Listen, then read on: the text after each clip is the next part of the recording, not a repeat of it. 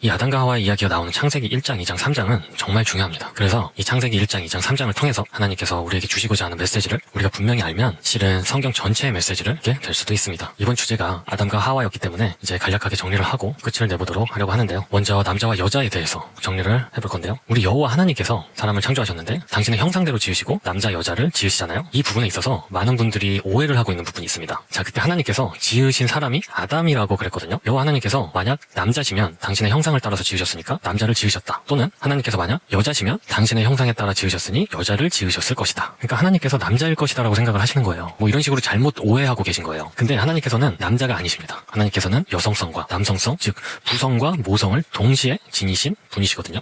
그래서 우리가 다른 종교를 자세히 생각해보면 다른 모든 종교에는 여신이 있어요. 또 천주교에서는 예수님의 어머니 마리아를 신격화시키거든요. 왜냐하면 신적인 모성적 사랑의 필요에 의해서 그런 것이거든요. 그러나 우리가 하나님만 바로 이해하면 여호와 하나님께서 모성과 부성을 동시에 지니신 분이시고 그 하나님의 모성과 부성 속에서 우리가 살아갈 때 그 아담으로 살 수가 있습니다. 다시 말해서 하나님의 부성만으로는 안 되고 또 모성만으로도 안 됩니다. 그래서 이 세상에서 우리가 어머니와 아버지 두 분의 사랑 속에서 살아가는 것이 참 중요합니다. 또 하나님께서 당신의 형상대로 남자와 여자를 만드셨는데요. 그래서 여기에 결혼의 신비가 있습니다. 남자는 여자의 여성성과 더불어 살 때에만 사람다운 사람으로 살 수가 있고 여자는 남자의 남성성에 속해서 사람다움을 지닐 수 있는 것입니다. 그래서 부부가 정말 그저 한평생을 기능적으로만 살아가는 것이 아니라 우리가 함께 모여서 살아감으로 인해 하나님의 부성과 모성 속에서 즉 남자는 아내의 여성성을 힘입어 또 여자는 남편의 남성성을 울 삼아 함께 우리가 사람답게 살아간다고 생각한다면 우리의 삶이 달라지지 않을까 싶습니다. 근데 창세기 2장에 가면 하나님께서 흙으로 사람을 지으시고 당신의 생기를 불어넣어 주시잖아요. 근데 히브리 말에 흙이라는 말이 아다마라는 단어가 있고 아파르라는 단어가 있습니다.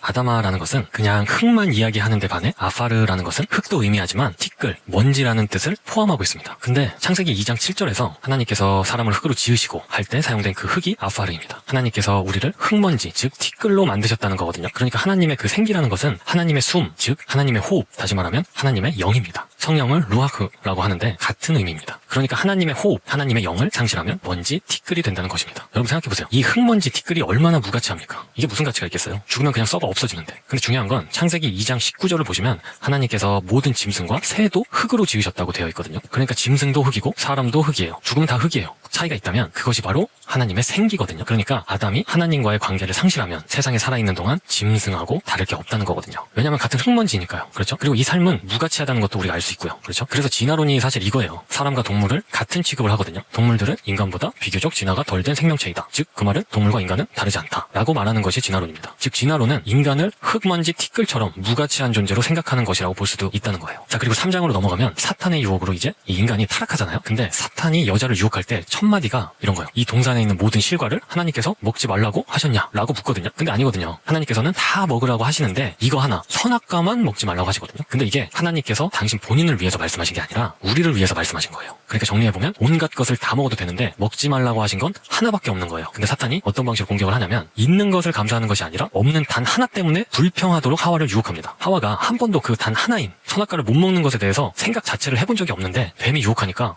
왜 이거 하나는 먹지 말라고 그러시지? 라고 생각하게 된 거예요. 여러분 우리가 이 세상을 살아가는데 어떻게 세상 모든 것들을 다 지니겠습니까? 그 아무리 전 세계에서 가장 돈이 많은 빌 게이츠라고 해도 세상의 모든 것을 다 지니고 있을 수는 없습니다. 그런 사람도 뭔가 결여되어 있는 것이 반드시 있어요. 그리고 그 결여된 부분이 하나님과 나를 이어주는 끈이거든요. 그런데 있는 것을 감사하지 않고 없는 것을 불평하고 없는 것에 내가 집착한다면 우리는 아담의 자리를 스스로 포기하는 것과 같은 어리석음을 범하게 되는 것입니다. 자, 그리고 하나님께서 너희는 선악과를 먹지 마라. 먹으면 반드시 죽는다 라고 말씀하세요. 그런데 여자는 또 뭐라 그러죠? 이거 먹으면 죽을까 하노라 그러거든요. 근데 또 사탄은 결코 안 죽는다 그러거든요. 바로 이 구조입니다. 하나님, 사탄, 인간의 관계가 이렇습니다. 하나님께서는 내 말은 반드시 이루어진다 라고 하세요. 그리고 사탄은 하나님 말씀은 거짓말이야, 절대 이루어지지 않아 라고 그러는데 인간은 항상 그 사이에서 혼동을 겪는 거예요. 이것이 바로 인간의 모습입니다. 그러면 아담답게 살려면 어떻게 해야 될까요? 하나님의 말씀은 반드시 이루어진다는 확실한 믿음으로 하나님에게 분명하게 방향을 돌릴 때 우리가 이 세상에서 호흡이 있는 날까지 아담으로 살 수 있다는 것입니다. 자, 그 다음 4장으로 넘어가면 아담과 하와가 자식을 낳았는데 큰아들이 둘째 아들을 죽이잖아요. 이것이 뭐냐면 아담과 하와, 즉 첫 번째 인간이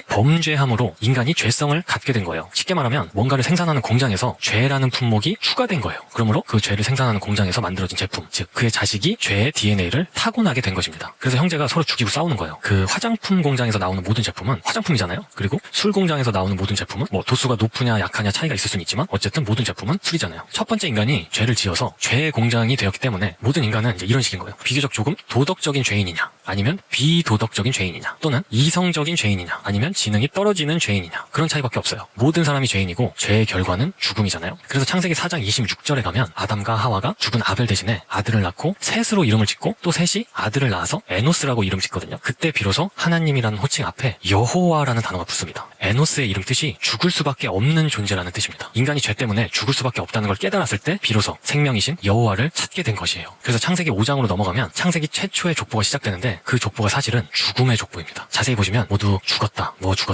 죽었다로 끝납니다. 근데 이것이 마태복음 1장으로 넘어가면 변화가 생기는데 예수님의 족보가 나오거든요. 그 예수님의 족보는 전부 다 낳고.